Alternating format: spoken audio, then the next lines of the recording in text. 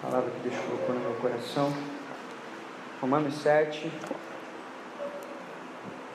capítulo de número 12, até o verso de número 14. Quem achou, diga amém. Diz assim a palavra do Senhor: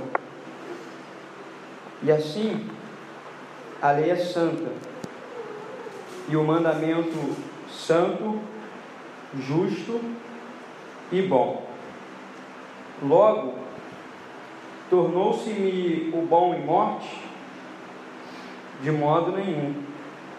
Mas o pecado, para que se mostrasse pecado, operou em mim a morte pelo bem, a fim de que, pelo mandamento, o pecado se fizesse excessivamente maligno. Porque bem sabemos que a lei é espiritual, mas eu sou carnal, vendido como escravo ao pecado. Louvado seja o nome do Senhor. Nós acabamos de ler um texto que o apóstolo Paulo vem escrevendo aos Romanos. Nós sabemos que o capítulo 7, Paulo ele vem falando sobre o pecado e a luta do cristão contra o pecado. Alguns até vão dizer que Paulo ainda não era crente quando disse isso. Enfim, pela minha própria experiência e pela experiência que eu vejo na vida dos irmãos, e por aquilo que Paulo dá a entender no capítulo de número 8 e em toda a Bíblia, eu entendo que ele está falando dele já convertido, na sua guerra, na sua luta contra o pecado. Mas não é bem isso que eu quero falar nesta noite. Eu queria frisar o verso de número 13 que nós lemos, que para que o pecado se fizesse excessivamente maligno, que a lei foi dada para que o pecado se fizesse excessivamente maligno. Eu queria tentar trazer algumas orientações para que nós pudéssemos odiar o pecado, porque se nós amamos a Cristo, se nós professamos o amor a Deus e ao seu Filho Jesus Cristo, nós temos que odiar a causa da sua morte. Então todos nós estamos cansados de saber que a causa da sua morte foi o pecado, os nossos pecados. Então, se a causa da sua morte foi o pecado, nós temos que odiar o pecado. Então, eu queria falar algumas coisas nessa noite sobre isso. Nós devemos nos esforçar para podermos conhecer a Deus, porque nós só vamos conhecer pecado e gravidade de pecado à medida que nós conhecemos a Deus. Então, o nível de profundidade do seu conhecimento da pessoa de Deus é o nível do seu conhecimento, de profundidade do seu conhecimento da natureza do pecado. Então, quanto mais você conhece de Deus, mais você conhece do pecado. Ninguém pode conhecer tudo do pecado, porque ninguém pode conhecer tudo de Deus.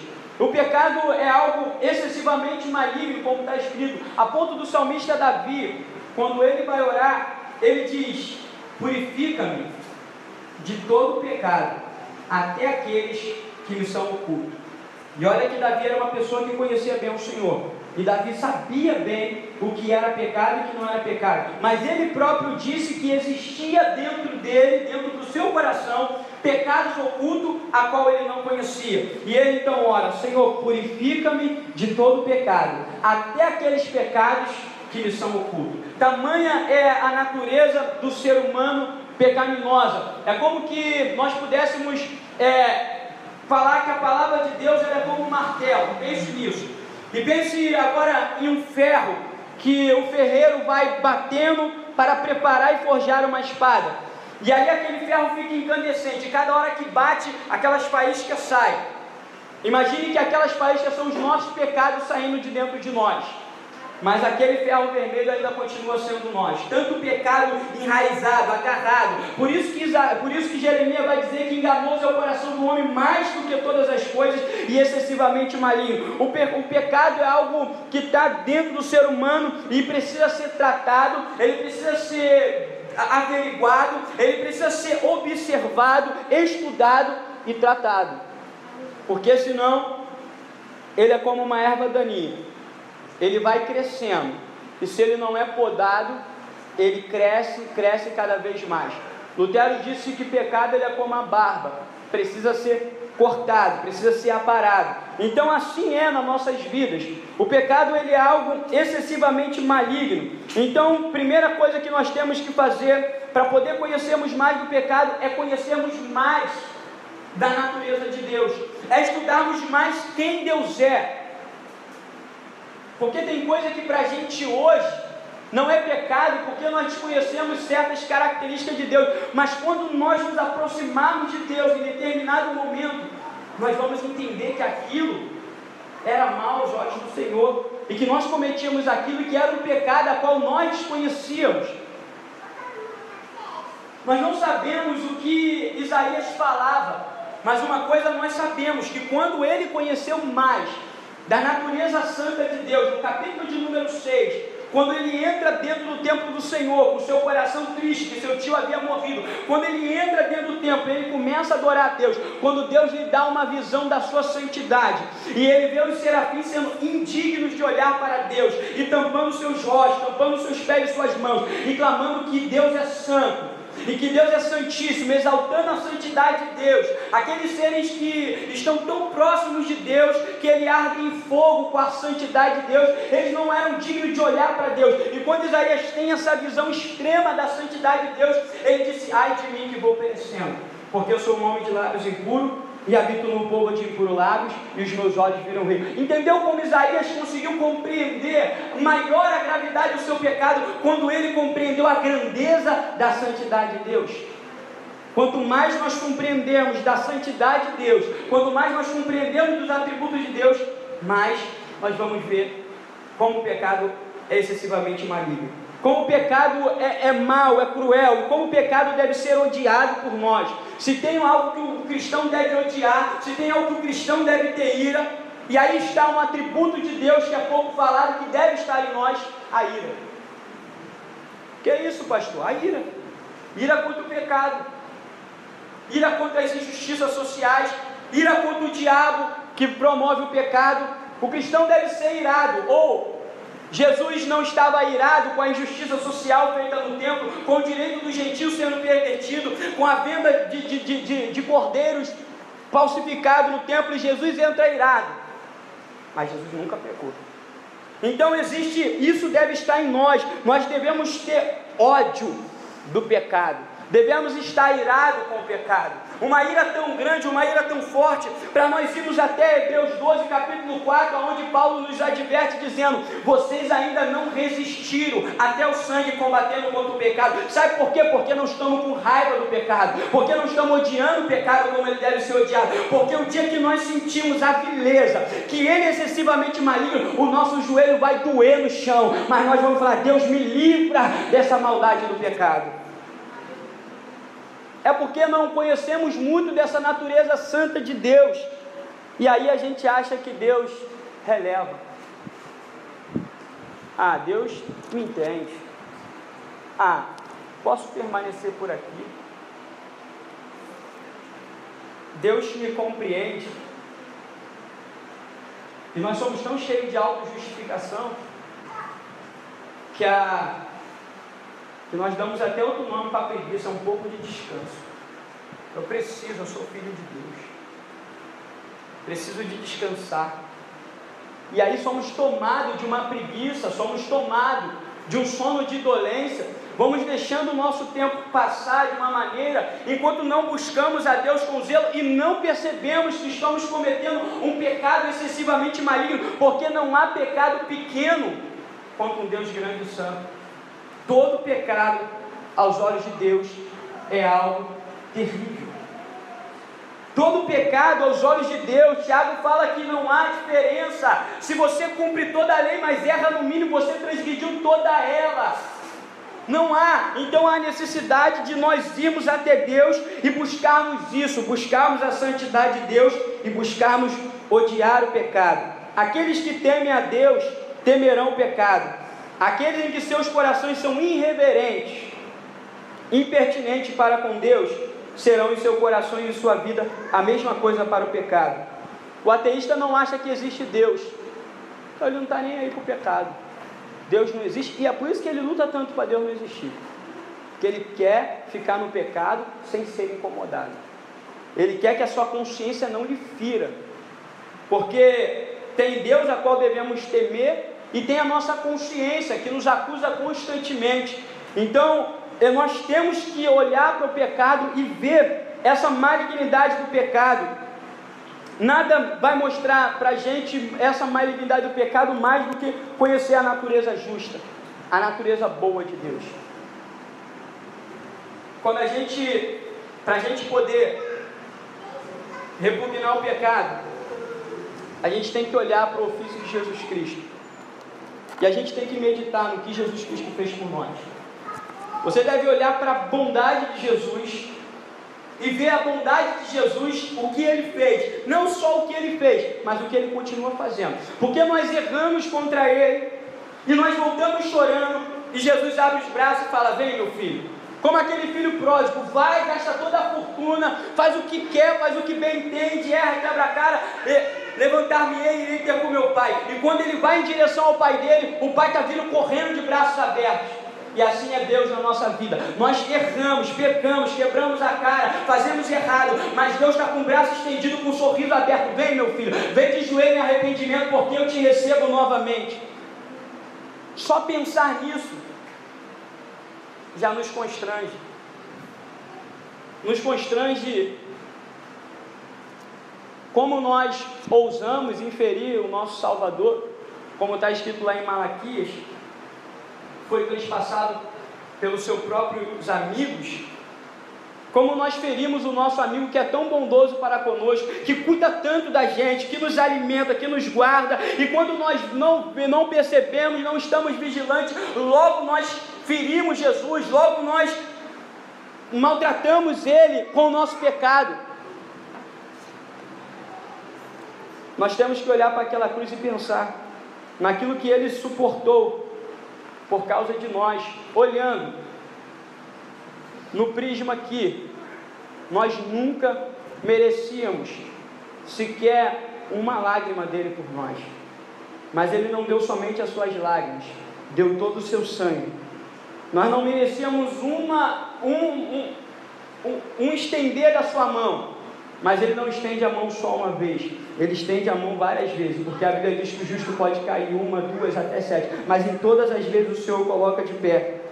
E quando nós olhamos para isso, isso deve vir até nós, essa reflexão deve nos levar a odiar o pecado. Eu tenho um amigo que é amoroso para comigo, eu tenho um amigo que cuida de mim, eu tenho um amigo que está ao meu lado, eu tenho um amigo que me consola, mas logo eu vou feri-lo, logo eu vou machucá-lo. Logo, quando nós pecamos contra Deus, entristecemos o Espírito Santo. Quando nós não damos o culto devido a Deus, entristecemos o Espírito Santo. E a Bíblia diz que Ele tem imenso ciúme de nós, e o Espírito Santo sai triste, machucado, e nós ferimos nosso Salvador. Por isso que nós devemos odiar o pecado. Devemos ver quão perverso é o pecado, e devemos olhar para dentro do nosso coração e ver quanto mal é o nosso coração e precisa ser tratado, porque às vezes nós chegamos numa árvore e podamos a árvore, mas o problema está na raiz. E era aí que os puritanos tratavam. O problema nosso não está no nosso exterior, não está aqui. O problema está dentro do nosso coração, que precisa ser tratado diante de Deus, que precisa de mais humilhação, que precisa de mais arrependimento. Não apenas 5 minutos de um arrependimento diante de Deus, de poucas lágrimas, mas um arrependimento genuíno e verdadeiro, como o John Bunyan, que ficou 1 ano e 8 meses chorando pelo seu pecado, até que ele sentisse a graça abundante ao principal dos pecadores. Um arrependimento verdadeiro que vai colocar dentro de você um ódio pelo pecado, que vai revelar a santidade de Deus, porque Deus, a única parte que Deus se revela é pelas suas escrituras. Nós não poderíamos conhecer a Deus se Deus não se revelasse, mas Ele vem, toma os seus profetas, escreve a escritura e dá para nós. Só que eu não posso, como Rafael falou aqui no início, eu não posso conhecer a Deus se o Espírito Santo não vier me revelar. Então, eu preciso ler a Escritura, mas eu também preciso de comunhão com Deus, porque no momento que eu estou em oração, em comunhão com Deus, as verdades claras das Escrituras são reveladas para nós, e eu começo a olhar para a bondade de Deus, não como uma mera palavra de uma pessoa boa, eu começo a ver a profundidade da bondade de Deus para comigo, que sou perverso e pecador, e aquilo me humilha e me amassa até no pó. Aquilo me faz devedor de uma graça, aquilo me faz reconhecer o que eu sou, e a tratar sério com isso, e a tratar sério com o pecado, como algo muito sério, que foi tratado por Cristo naquela cruz, e Cristo nos capacitou, porque Ele veio para poder tirar o pecado do mundo, Ele veio para poder dar ao pecador a necessidade de viver em santidade, com Ele. Hoje, a santidade é utópica na igreja. Fala de santidade em algumas igrejas, as pessoas pensam que é impossível. As igrejas dizem que, pastores dizem que jovens podem fornicar, pastores dizem que jovens podem masturbar. Eu já ouvi isso, porque a santidade se tornou algo utópico, porque não se fala mais de pecado. Eu ouvi de um amigo meu, sentado com ele se confessando, conheceu uma menina, eu falei, cuidado com essa jovem, você pode vir a cair com ela. Ele aconteceu. Ele falou com tão naturalidade que eu olhei, e você chorou quando você caiu? Não. Aquilo doeu meu coração. Aquilo doeu meu coração. Precisamos sentir a dor, porque o pecado é algo excessivamente maligno, e as pessoas correm de um lado para o outro, procurando se libertar de mazelas finitas. Como diz John Botton na sua pregação, as pessoas estão preocupadas em sair da miséria, as pessoas estão preocupadas com uma cura, as pessoas estão preocupadas em obter um melhor emprego, males finitos de sair de alguma coisa ruim, de uma situação ruim, mal finito, que quando vier a realidade de Deus, essas coisas serão exterminadas. Mas nós não estamos preocupados com o mal infinito, que é o pecado. Ele é um mal infinito. Adultério, mentira, pornografia, avareza, coisas que vão nos deixar destituídos da presença de Deus, porque a Bíblia claramente diz que aqueles que são de Cristo Jesus crucificam a carne e as suas paixões. Ah, irmão, eu sou de Cristo Jesus. Está crucificando a carne e as suas paixões? Tu está combatendo com o pecado? Tu está jejuando, tu está orando diariamente? Você está lendo a Bíblia? Ou você está se entregando para o pecado? Ah, não, eu sou de Cristo Jesus, eu aceitei Jesus. Isso aí não precisa não, eu só aceitei. Mas está claro no texto. Os que são de Cristo Jesus crucificam a carne e as suas paixões. Tem paixão dentro de cada ser humano, tem desejo dentro de cada ser humano, e o diabo, para não bastar, o inimigo de nossas almas vem e potencializa esse desejo, e o crente deve ir à presença de Deus, mortificar esse desejo, falar: Deus, eu abomino o pecado, Deus, eu abomino o pecado, eu odeio o pecado, eu não vou aceitar o pecado na minha vida, e chorar sobre aquele pecado, não uma vez, mas várias vezes, dias e dias, anos e anos, até que seja liberto daquilo. Às vezes nós não estamos dispostos a pagar o preço, mas a questão é, Deus nos manifestou misericórdia e graça para vencermos isso. E nós falamos: pastor, é difícil demais, é pesado demais, a confissão, o arrependimento, a oração, a separação para Deus é muito difícil. Mas eu tenho certeza que é melhor essa dificuldade do que seguir para um juízo eterno de sofrimento, de que seguir para uma eternidade sem Deus. Então há uma necessidade. Cristo morreu para santificar a sua igreja, para possibilitar a santificação, para possibilitar a separação. Então nós temos que combater os nossos desejos carnais. Paulo, dizendo no capítulo 8 de Romanos, diz: se viverdes segundo a carne, morrereis. E se você vai em Gálatas capítulo 5, 19, fala que as obras da carne são sensualidade, porfia, inimizade, dissensão, inveja, enfim, um monte de obras carnais, preguiça, gula, essas coisas todas são obras carnais. E aí Paulo diz: se vocês viverem assim, vocês vão morrer. Mas se vocês pelo Espírito mortificarem o vosso corpo, vocês viverão. Só há um meio de mortificarmos a nossa carne é pelo Espírito Santo de Deus. Eu não posso flagelar a minha carne, ou me bater com uma toalha molhada, ou me bater com um chicote, ou me ajoelhar no milho, tentando flagelar a minha carne. Os monges tentaram fazer isso e não dava certo, não havia santificação. Mas agora, se o crente for diante de Deus, abrir o seu coração, como Davi: pequei contra ti, somente contra ti pequei e fiz o que é mal diante dos meus olhos. Purifica-me como sopo e eu ficarei limpo. Chorar suas misérias e se quebrantar. A Bíblia diz: um coração quebrantado e contrito, Deus não despreza. Deus não despreza quando nós chegamos até Ele e falamos: Deus, eu pequei mesmo, eu sou rebelde, eu sou mau, trata com o meu coração, me ajuda a odiar o pecado. Me ajuda a largar o pecado, me ajuda a largar a preguiça, a ociosidade, a falta de serviço para Ti. E quando nós vamos diante de Deus com o coração disponibilizado para o Espírito Santo agir, Ele vem e age em nós. O que nós podemos fazer? Como eu sempre fui tolo, e aí ontem eu conversava com meu pai, fiquei feliz. Eu peguei João, capítulo 1, levei ele no final do livro de João. Falei: olha aqui, pai, que está escrito: essas coisas vos escrevi para que saibais que tem a vida eterna. Pai, a questão não é se você está perdendo a salvação. A questão é: você é um salvo. João está dizendo: eu escrevi para vocês essas coisas para que vocês saibam, para que vocês tenham certeza que tem a vida eterna. E quando eu fui ler ele no capítulo de número 3, o capítulo de número 3 diz que toda transgressão é pecado, toda corrupção da lei é pecado, e diz que aquele que vive na prática do pecado não nasceu, não conhece, a semente de Deus não está nele, porque o que é nascido de Deus não pode viver pecando. Deus colocou uma nova semente, Deus mudou o coração dele. Pastor, eu posso pecar? Pode, mas você vai chorar e vai se arrepender, porque a semente de Deus está dentro de você. Comecei a pregar isso para ele, ele começou a chorar. Eu falei: pai, desiste de lutar. Eu tentei tantas vezes. Ele começou a chorar. O problema é esse: nós tentamos. O que nós podemos fazer?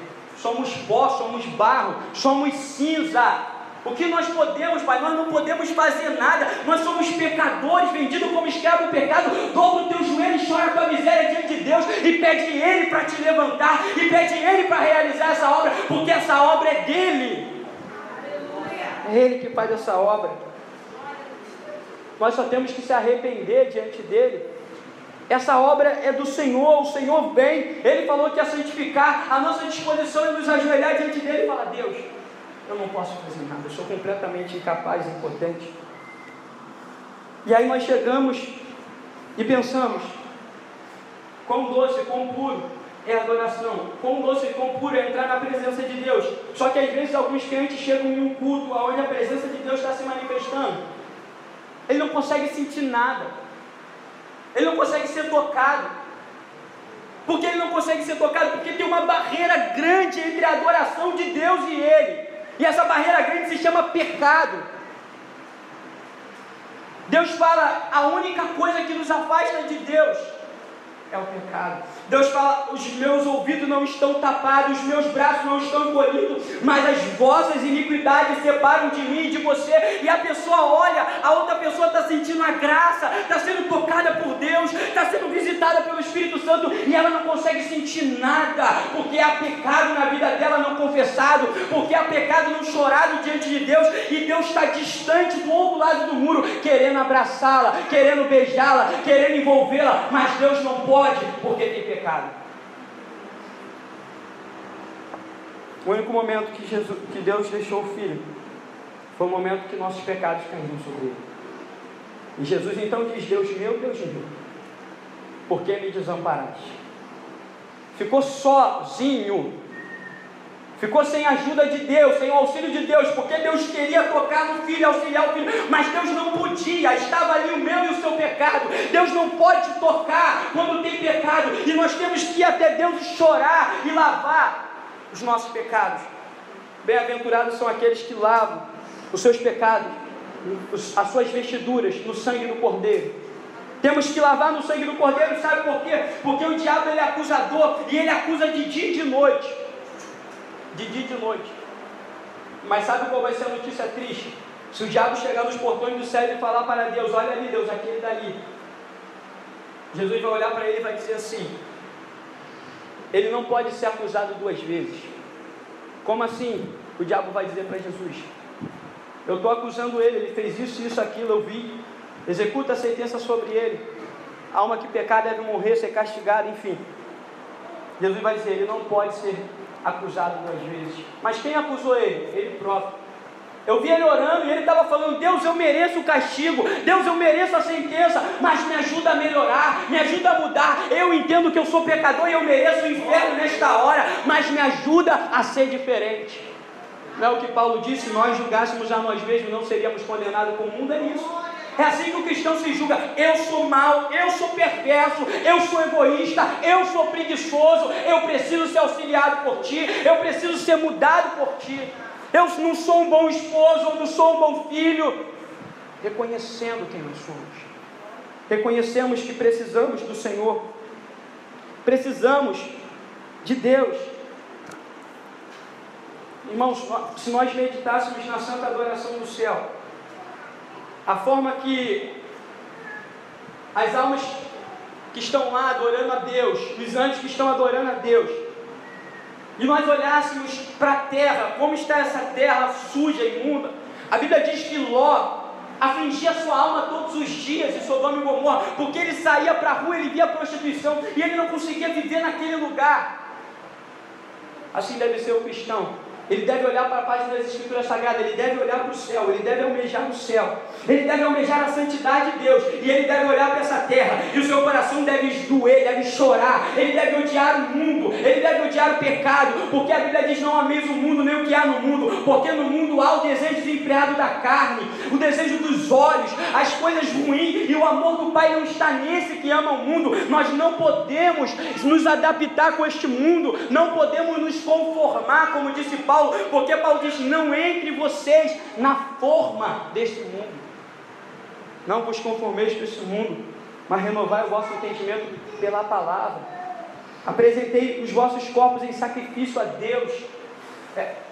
É só sacrificar, se lançar diante de Deus, apresentando a Deus, e o Espírito Santo vem fazer esta obra, a obra de odiar o pecado. O pecado é algo muito triste, e aí o Thomas Bottom, ele diz que o nosso pecado ele é tão perverso, que ele é pior do que o pecado dos demônios, porque os demônios não pecaram contra o sangue de Cristo, e nós olhamos para a cruz, olhamos para o amor de Cristo, e depois nós tornamos a pecar.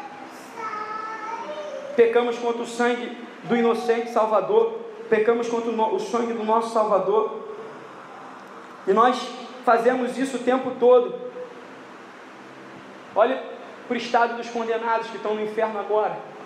Chega até eles e pergunta: pecado é bom? Valeu a pena a vida de pecado? Valeu a pena a lascívia? Valeu a pena a luxúria? Valeu a pena a gula? Enfim, os outros pecados? Claro que não. Cada pessoa no inferno entende que o pecado não vale a pena, porque o pecado, ele sempre vem acompanhado de uma sentença de julgamento.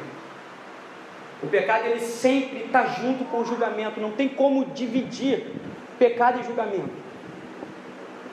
aqui ou lá.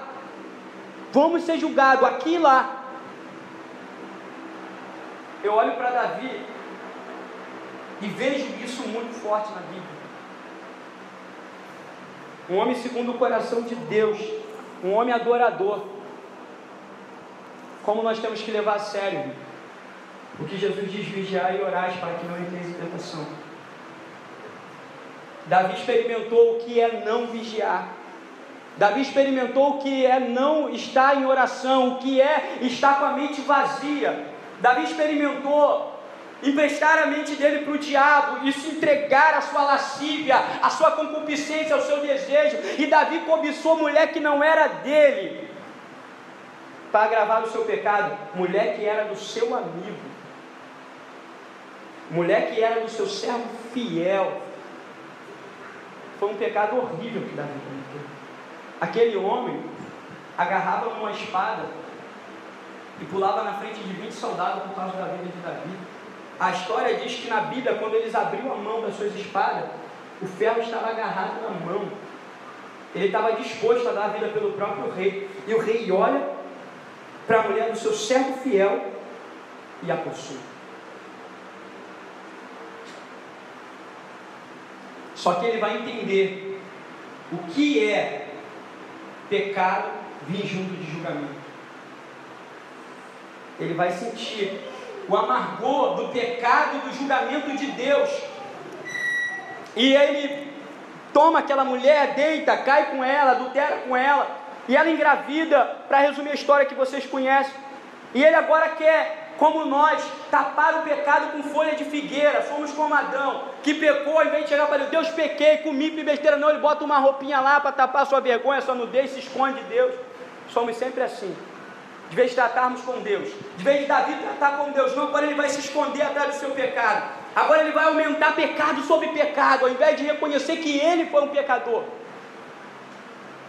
Chama Urias para deitar com a sua mulher, para que o filho que ela engravidou não pudesse ser percebido. O homem vem, ele é tão justo, que ele não deita com a sua mulher. E o rei pergunta na noite seguinte: por que você não foi para casa e deitou com a sua mulher? Porque os soldados de Israel estão em tenda, guerreando por Israel. Eu não posso fazer isso. Eu não posso estar na cama quente com a minha esposa enquanto os soldados de Israel estão dando a vida pelo rei. Davi ficou injuriado, o plano não deu certo. Ele pensa em outro plano, vinho, o homem se alegra com vinho e fica desejoso de mulher. Dá vinho para o homem, dá vinho para o homem, enche o homem de vinho. Agora ele vai. Ele não vai. Davi escreve uma carta, mandando Joabe botar ele na frente de batalha e retroceder com os soldados para que ele morra sozinho. Ele leva a carta da sua morte para o general recebe, faz o que manda e ele morre. Davi, sem vigiar, adulterou e assassinou, e encobriu o seu pecado. Quando Natan chega até Davi e conta aquela parábola: olha, Davi,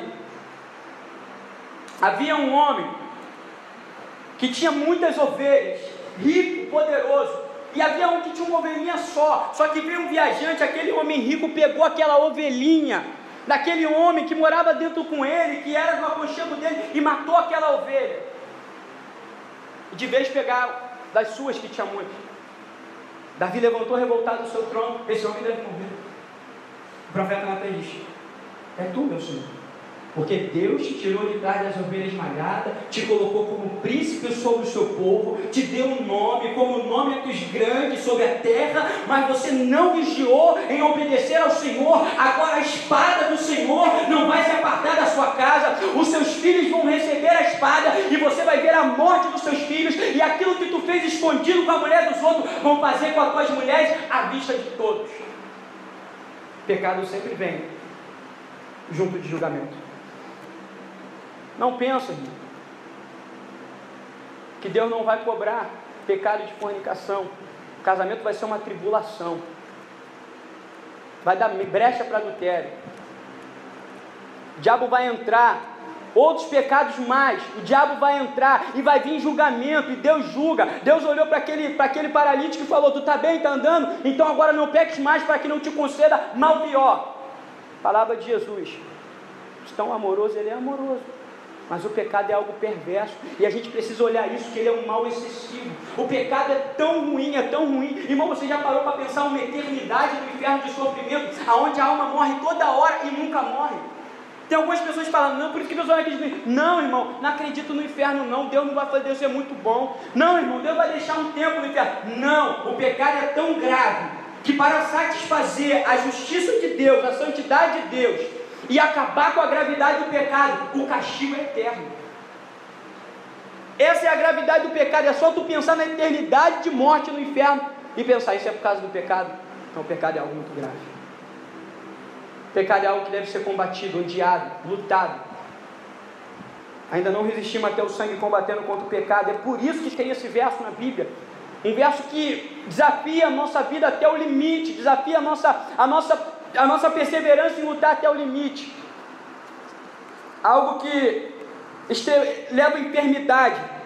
Não adianta tentarmos tapar, nós precisamos do médico, precisamos ser obedientes a aplicar os remédios que Cristo nos ofereceu, que Cristo nos prescreveu, o remédio que Cristo nos prescreveu. Alguma pessoa chega para mim: pequei, não me alarmo, eu falo, olha, a prescrição de Cristo é essa. Mortificação da carne, mortificação do pecado, trabalho sobre isso, porque se há pecado, é que a carne está forte. Se a carne está forte é porque ela precisa ser crucificada. E como que a carne é crucificada? Palavra, oração, leitura, disciplina, devoção. A carne vai perdendo a sua força. John Owen ilustra isso muito bem, como o homem crucificado na cruz, que ele grita, ele brada alto, mas o sangue vai vazando, vazando, vazando, a voz vai ficando rouca, ele vai perdendo a força, vai ficando crucificadinho. E assim Jesus falou: aquele que quer vir após mim, pegue a sua cruz e venha, e crucifique-se. Mate a sua carne, mate os seus desejos carnais, mate todos esses desejos, faz a tua carne perder toda a força, e você vai caminhar em santidade com Deus, em vida com Deus. É só você ser obediente e aplicar os remédios de Cristo. Não seja tímido ou fraco, dizendo que é muito amargo ou muito dolorido, mas confie em seu amor e seu cuidado. Pegue aquilo que Ele te prescreveu e te deu, e não adicione mais nada. Não diga é muito penoso, eu não consigo, porque o que Ele te ordena é seguro e proveitoso e necessário. E se você não consegue, tente então carregar sobre você a sua enfermidade. Morte e o fogo do inferno são a humilhação, a confissão, a restituição, a mortificação e a santa diligência piores que o inferno? Não. Entregue a sua vida a Cristo. Mantenha-se longe do que puder das tentações que alimentam e fortalecem o pecado. Jó era um íntegro e reto, que se desviava do mal. Mantenha-se afastado, cerque todo o pecado, deixe morrer de fome, afastando o pecado que está vivo, mate o pecado, observe aonde o pecado está entrando, observe aonde é a brecha, se é Facebook, delete, se é WhatsApp, delete, algum lugar o pecado ele entra. E é sempre assim, um pecado maior vai gerar um pecado menor, vai dar luz a um pecado maior. A lascívia, o adultério,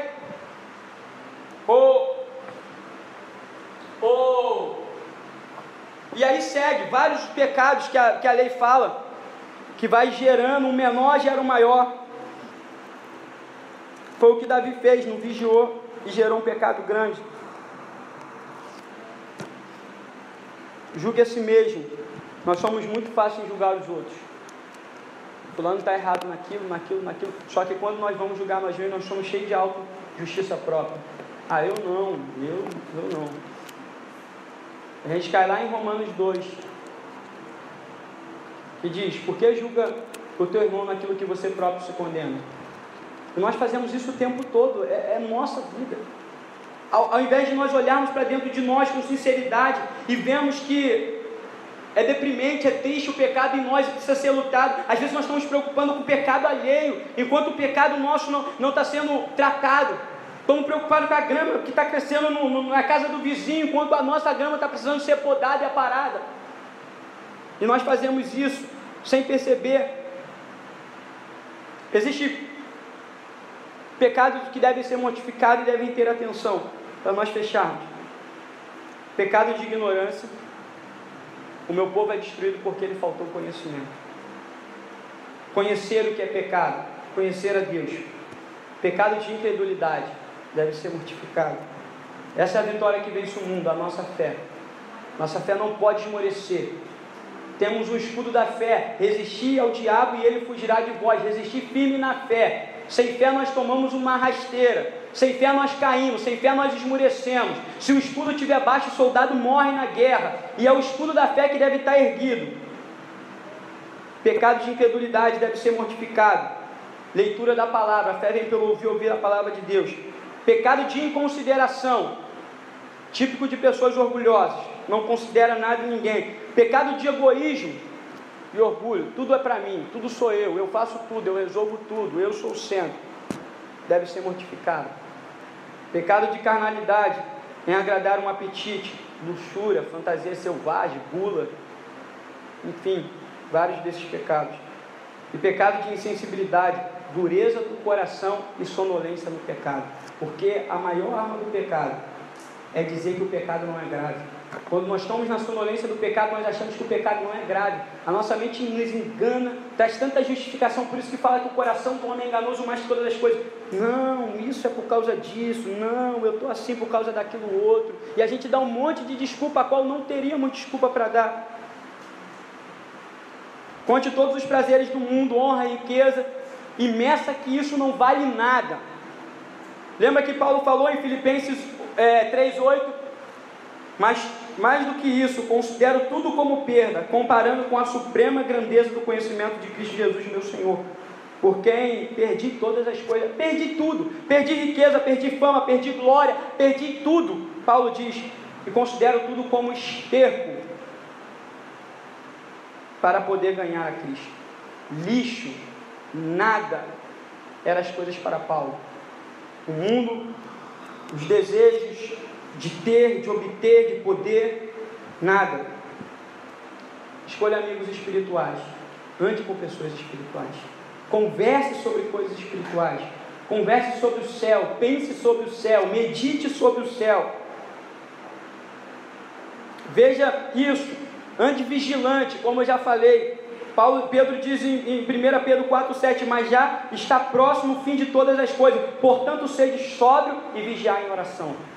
Vigie e ore. Não é só orar, vigiar, ver o que precisa ser podado, o que precisa ser tirado, o que precisa ser mudado. Faça o seu único labor, a regra diligente em entender a palavra, estudo sistemático da palavra. Esteja familiarizado com a sua temperatura corporal. O que é isso? Aonde o pecado você mais inclina. Aprenda a ver, eu me inclino mais para isso. Aprenda a lutar com isso. Aprenda a orar em cima disso.